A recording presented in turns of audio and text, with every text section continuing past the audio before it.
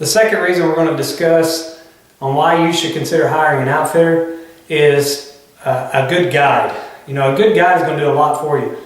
A good guide is going to know the area that they're hunting. That seems obvious, but it's not in the sense of just knowing where the animals are at. It's knowing how to travel in that area. For example, we have one particular place that we hunt, and you may see an elk up on this mountainside, and you're at point A down here, you're wanting to get up to point B, and if you've never been to this area or you're not familiar with it, you try to get from A to B in a straight line, you're going to run into 2 or 3 very deep, nasty gullies that are very difficult to get through. We have another area, maybe you're trying to get to an elk on the other side of some dark timber, and this dark timber has so much blowdown, and let's say you're riding a horse, okay?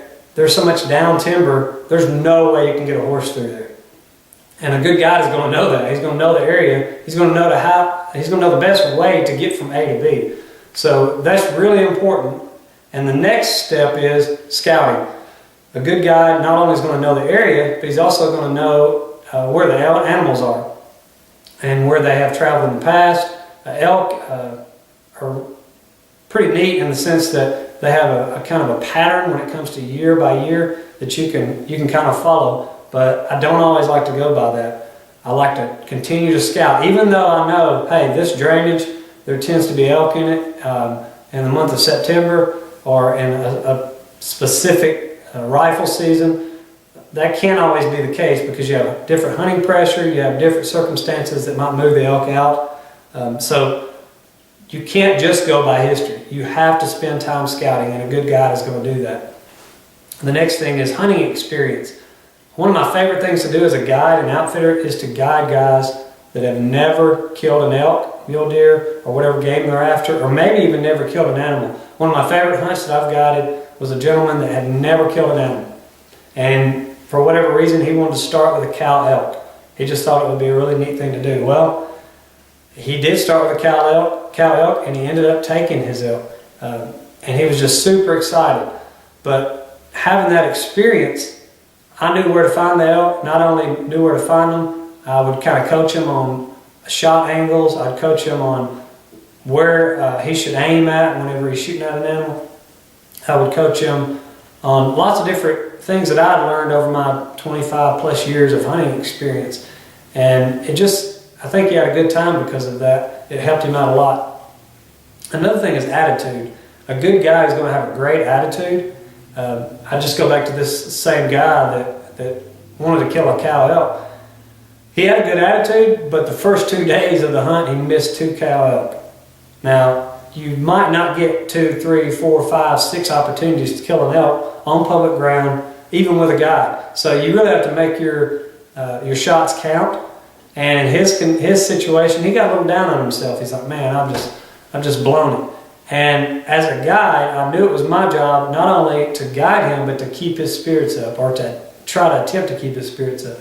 So I just patted him on his back, said, hey man, we'll do our best to find another elk. I think you'll get another opportunity. A lot of elk in the area.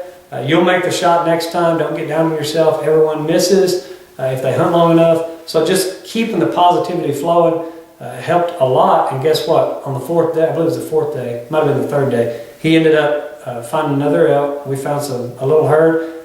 Boom, he shot his elk down on the ground. He was so ecstatic, and he was just thrilled. And he was happy that I stuck with him, that I didn't get down on him, I didn't make him feel bad, I didn't make him feel stupid.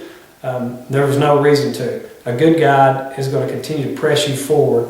And the next one is horse carrier. This is something you might not think about, but when you're hunting in the West, in our area that we hunt, we have peaks that go up to 14,000 feet. And most of our camps set between like 9,500 feet and 11,000 feet. So most of the time we're using horses.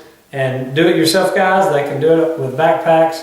And we'll talk all about the benefits and the negatives of that. But most of the time guys want horses to ride around, at least to get them to areas closer to where the animals are at and to carry their gear. A good guide is going to be able to take care of those animals, even though you may have no horse experience. We have hunters that come to us that have never ridden a horse. And we have hunters that have come to us that maybe just ride every once in a while. and they're not real comfortable going off on their own with a horse by themselves. So a good guide's going to be able to take care of you there as well. Excuse me. So when you add all those things up, scouting, attitude, experience, hunting experience, horse care, game care, that's one thing I did miss.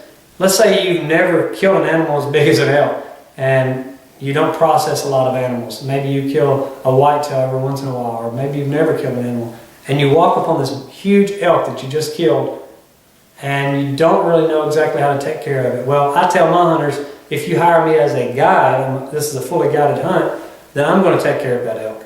Now, you can help me if you want, and that's fine, but I don't expect you to on a fully guided hunt. I know how to quarter the animal out. I can cape it if it's a trophy. If you've never caped out an animal for a head mount, it's not the easiest thing to do, so having a good guide there, he should be able to do that, and you should be able to trust him with that. That way, whenever you get your cape and your antlers to the taxidermist, they're able to take care of that and have your trophy ready for you. It can be very intimidating. Let's say one thing that happened this past year, a hunter shot an elk on a real steep hillside. The elk rolled 50, 60 yards before it stopped, and the only thing that stopped it was its antlers got stuck underneath the elk in such a way that it kind of wedged it up, wedged the elk still. I'm just picturing a guy that's never killed an elk, never killed something that big, and he's on this extremely steep incline, and this elk's got his antlers stuck underneath him. What do I do? Well, fortunately, I was there guiding this gentleman, and I had plenty of experience. Now, this hunter had hunting experience and processing experience, but if he didn't, it could be a huge task. So we got the animal quartered out safely.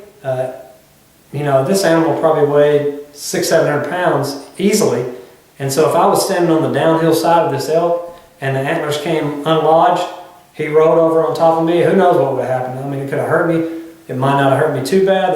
The antlers could have gotten broken rolling down the mountain. I've seen that happen before. So it's really important that your guide knows how to take care of the animal once the shot is made, once the elk is on the ground, or the deer or sheep or goat.